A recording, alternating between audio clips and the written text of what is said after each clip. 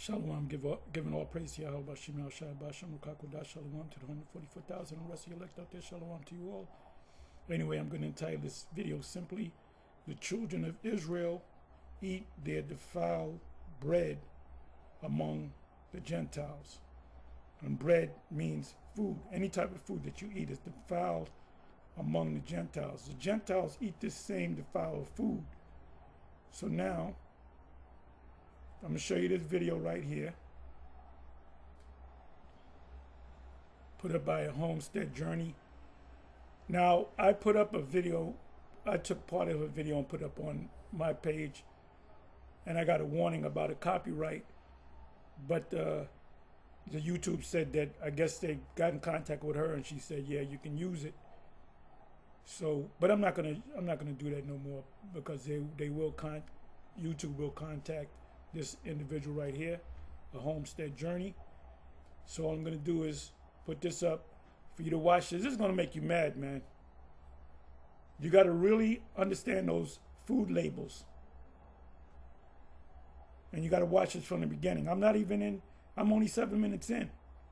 This clip right here, this video clip right here, is a guy that appears to be an Edomite. He goes out into the woods, he puts down corn, which is out, if you watch the video, you'll see it, it's off to the side. Then he's got, I believe, grapes and apples. And this was sitting out here for 3 days. You got animals all out here. They ain't touching the food. Animals have a sense in them where they know that food is not, they don't eat it. If it's not good, if it's spoiled. So animals are smarter than us as far as knowing what to eat and what not to eat. So, the fulfillment of prophecy. And by the way, when you go to Ezekiel chapter 4, verse 13, it starts from up here. It says you got to eat bread made with man's dung. Ezekiel, he refused it, which meant he fell out the truth. That means he fell out the truth. And the Lord said, well, you know what? Take cow's dung and mix it in the food. And it represents the fact that we're going to eat this garbage in America. The fulfillment of Ezekiel chapter 4 is referring to America. Because the other captivities, they didn't have Roundup and glyphosate and whatever you call it, the chemicals and GMO. Everything was natural. In all the captivities that we were in, we ate real foods. We ate whole foods. Now we're eating garbage. You know what I'm going to do? And I'm going to leave I'll leave the link in the description of the video so you can watch the rest of it. Now I'm scared. I was getting ready to go shopping. I'm scared to buy any fucking thing. Okay, let's see what where are we? Okay, let's go to the chat.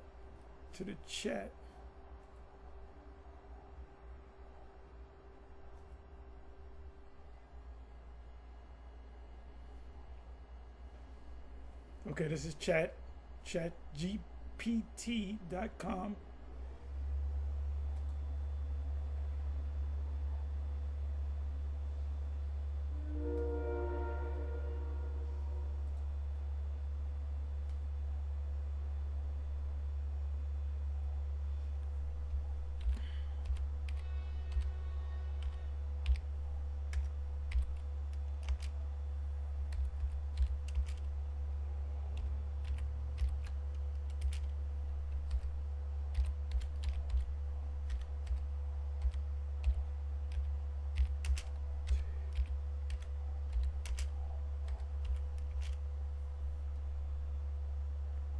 Let's see what they say. Oh, but short. And the Lord said, even thus shall the children of Israel eat their defiled bread among the Gentiles, whither I will drive them. And that's to America.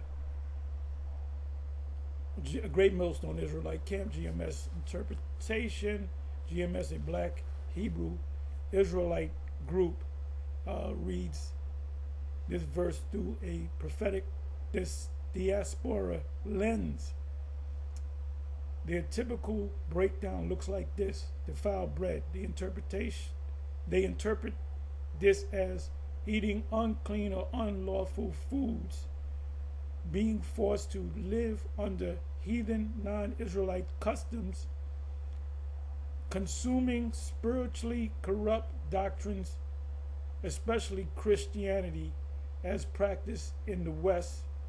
For GMS, bread often symbolizes not just literal bread, but also spiritual sustenance, belief systems, culture. They're breaking it down wrong. Talking about literal bread, literal food. Among the Gentiles, GMS teaches that the Israelites were scattered worldwide through slavery and conquest. Today, they identified so-called black, Hispanics, Native American people as the true Israelites. Living among the Gentiles refers primarily to life in Western nations, especially the United States, which they identified prophetically with end times Babylon, often linked to America. Application to today, GMS commonly connects Ezekiel 4 verse 13 to the transatlantic slave trade. Yeah, because we went to the Americas. In slavery, we were eating pretty good. Cultural assimilation, participation in non-Israelite religious systems, where we all came out of Christianity. Eating foods they considered biblically unclean: pork, shellfish. Well, it's the chemicals as well. They argue that this verse is both a historical reference to the Babylonian exile, a long-term prophecy about Israel's condition in modern diaspora, which is America, and the scattered lands. Important context in mainstream biblical scholarship, Ezekiel 4:3 is understood as a symbolic prophecy about the Babylonian exile. And this, no, it ain't talking about that.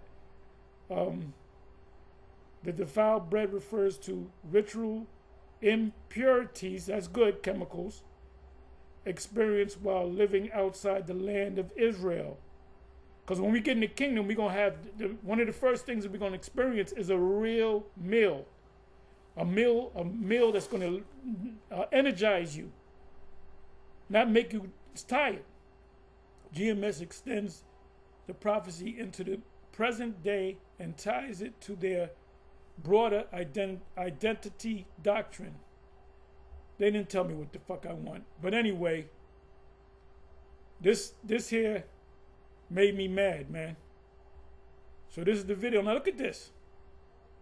Got apples and grapes. You can see, oh, in the video, you can see tracks of different animals walking around it, but not coming nowhere near it. So the animals are smarter than us. They have a sense. We don't sense things. We can't look at things. We got to look at the package and trust what the hell it means.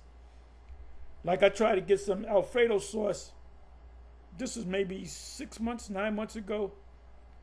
And I noticed that every company that makes Alfredo sauce or white sauce, and when you read the label, it says, how do they say it? They say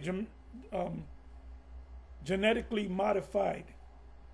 Even if it says, I don't even think it said, what is it?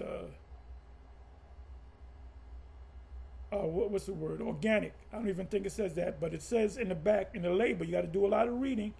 It says this is a genetically modified food.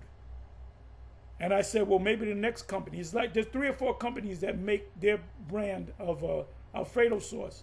Now the red sauce, the tomato sauce, it doesn't say that. But the Alfredo sauce, it clear. Do it yourself. A lot of you brothers just pick up stuff. You just pick up stuff. If it doesn't say pork on it, you take it. But they have, like I said, they have pork products in it. You buy these turkey sausages. The casing for the turkey sausage, like the Hillshire Farm, is a pork base.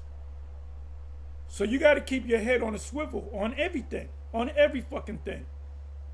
Anyway, so what I'll do is I'll leave the link in the description box. On to the next. You miss a day, you miss a lot. Shalom.